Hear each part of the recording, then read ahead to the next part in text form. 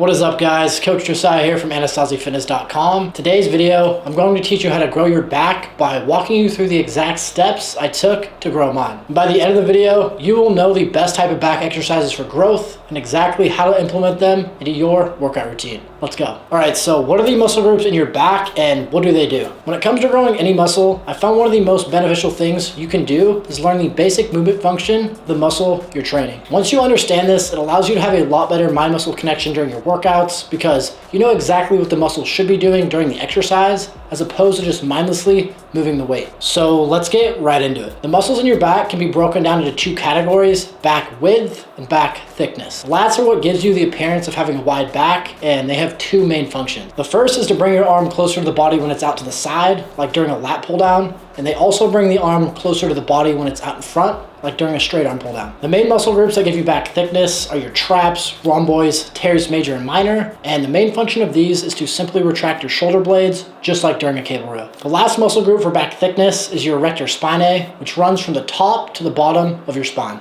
And the main function of this is to essentially stabilize your spine. This is trained anytime you have to stabilize your back to keep it from rounding during an exercise. An example of this is when you deadlift. Now that you know the basic function of these muscle groups, you can apply this to each exercise during your back workouts, which should create a much better mind-muscle connection for you. Okay, so what are the best back exercises? There are two different types of movements when it comes to training your back. Exercises that pull horizontally. This would be any type of rowing movement like a dumbbell row, and exercises that pull vertically. An example of this is something like a lat pull down. Okay, let's dive into horizontal pulling movements. Exercises that pull horizontally are the bread and butter when it comes to growing your back, and this is simply because you target almost every function of your back during these. Take a traditional barbell row, for example. You're retracting your shoulder blades to target back thickness while bringing your arms closer to your body to target your lats, and from simply stabilizing your back in this position targets your erectors. There's another great aspect you get from these movements, and that is horizontal pulling movements for your back allow you to have the power to target either back thickness or width, depending on what you want to focus on. Regardless of which variation you use, you'll be hitting the entire back, but making some minor adjustments will allow you to emphasize back width or back thickness. What I mean by that is, take a cable row, for example. If you were to take a wider grip and drive your elbows outward, it allows you to retract your shoulder blades much easier, which targets back thickness. Now, if you wanted to target your lats a little bit more, you would simply take a narrow grip,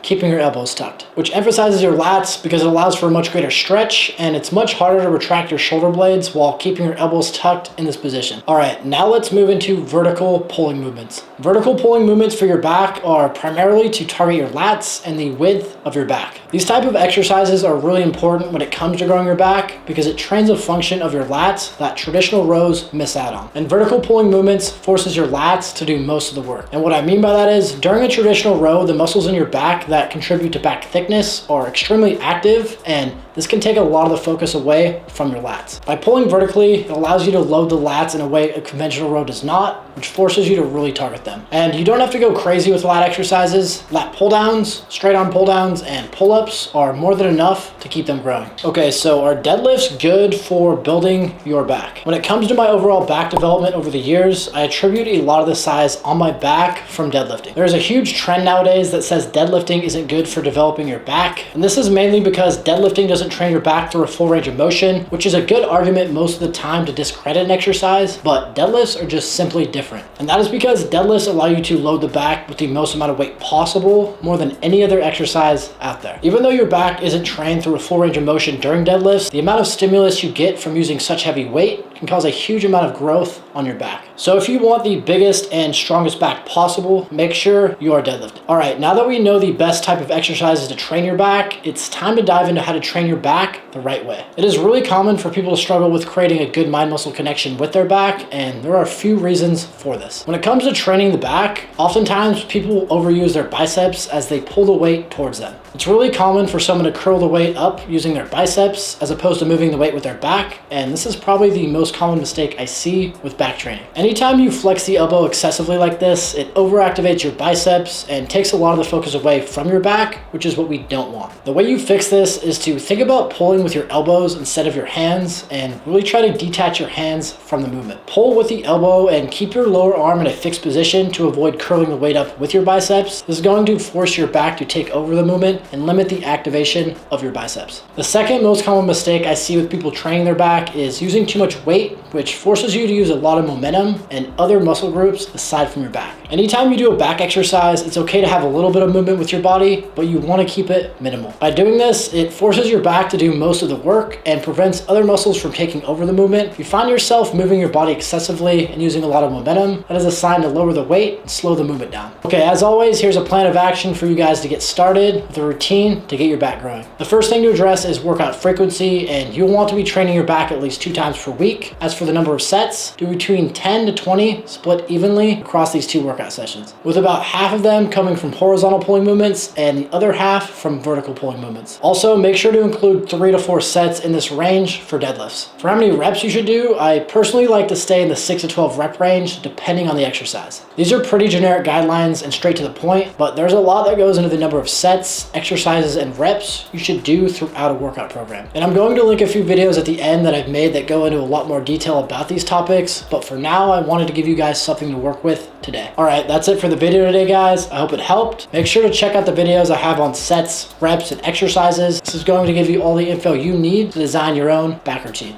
Thanks for watching today, guys, and I'll talk to you soon. Let's go.